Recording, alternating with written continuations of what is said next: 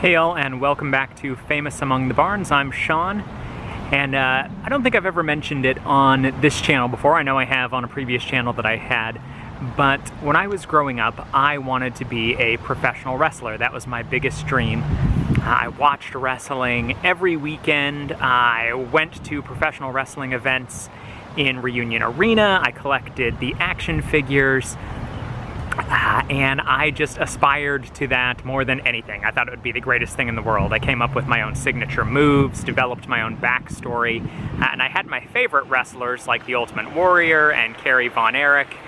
And that is kind of what leads me to where I am today. We are at Oak Grove Memorial Gardens in Irving to visit the grave of Chris Adams. Now, Chris Adams is not a household name to casual wrestling fans. He's not like Hulk Hogan or Andre the Giant, someone that everyone knows, but he was an amazing wrestler who was born in England, but really, and he actually was a three-time national and world judo champion, began wrestling in England with no prior experience in wrestling. He relied completely on his background in martial arts.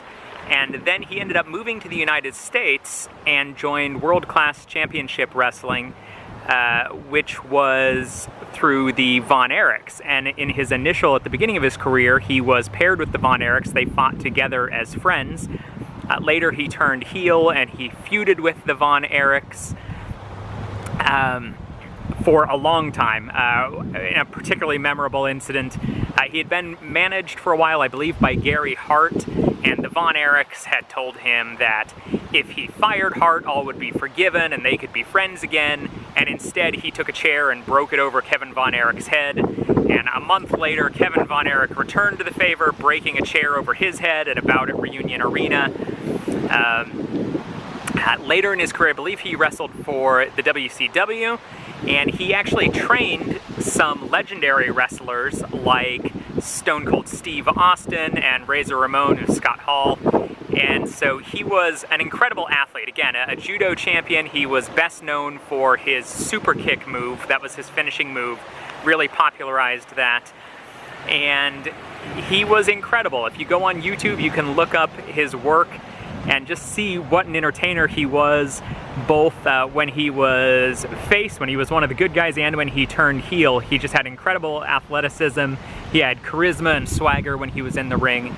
And so I just wanted to stop out here and pay my respects, visit his grave.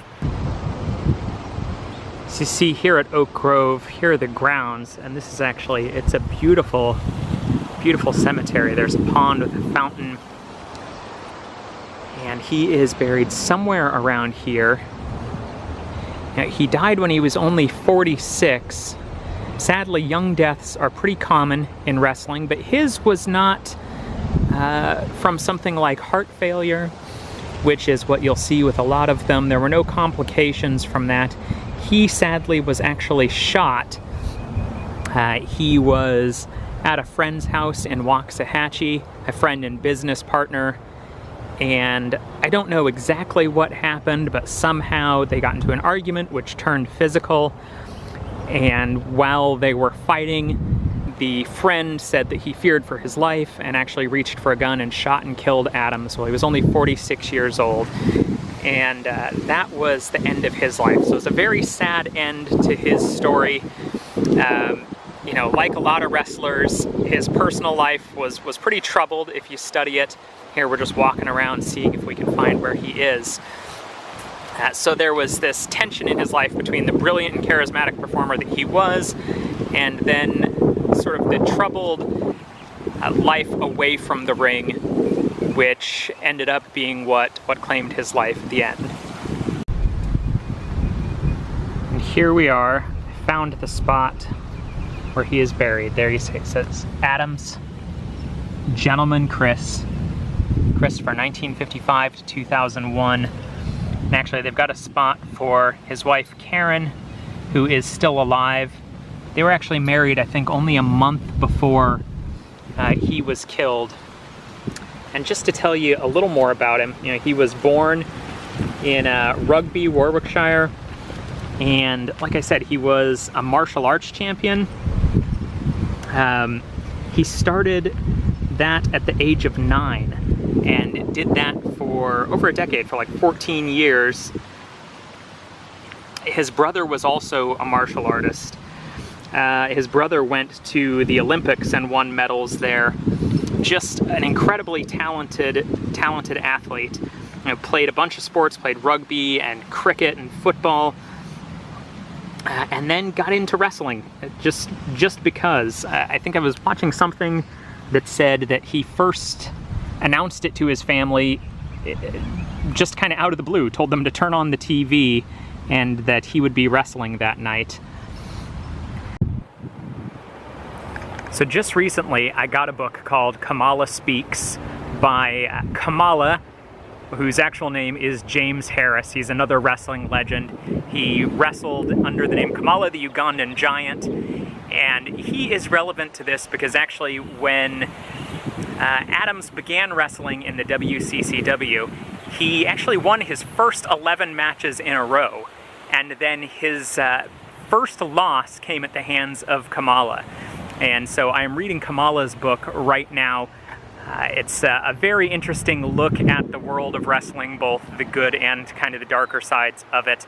I thought that was an interesting tie-in here with Gentleman Chris, that he was actually his first loss in that league. Later, he paired with, Adams did, paired with Gino Hernandez and started doing a gimmick that another wrestler in later years would adopt, Brutus Beefcake, the barber, where they would cut the hair of their opponent, and he got into a match with the Von Erichs, with Kerry Von Erich, and with Hernandez, and they both ended up losing, and so large shears were taken that chopped off Adam's hair. And again, if you have the time to go look him up, take a look at some of his old matches. I mean, it's just incredible the things that he could do. He would do flips to break out of holds, just like a standing flip with no extra help. His super kick, he gets his leg up higher than you can possibly imagine. And he's just incredible to watch. He's fun. He's got so much attitude that made him really magnetic, even when he was being a jerk and you wanted to hate him. You know, he commanded your attention. And so I just wanted to pay this little visit to him today, pay my respects for the entertainment that he brought to the world before his life was cut tragically short. I hope you enjoyed this. It's a different kind of story that we found today, but one that has personal meaning to me. If you liked it, comment, subscribe. If you happened to watch wrestling or were a wrestling fan, if you were familiar with Adams, I'd love to hear your memories of him, of the rivalry that he had with the Von Erichs.